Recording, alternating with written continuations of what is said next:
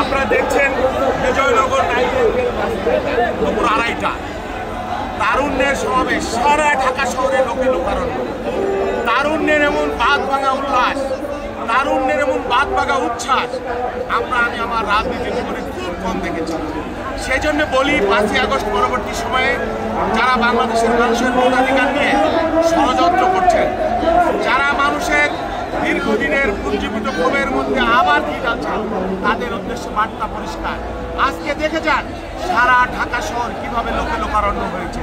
সেই জন্য নির্বাচন নিয়ে, গণতান্ত্রিক ব্যবস্থা নিয়ে, ভোটাধিকার নিয়ে সংস্কারের নাম দিয়ে যারা খেলা করছেন, ষড়যন্ত্র করছেন, তাদের উদ্দেশ্যে বক্তব্য পরিষ্কার।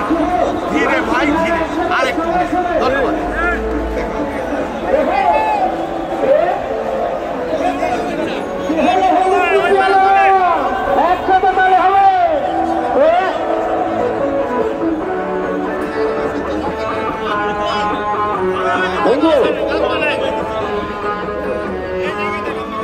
Thank you.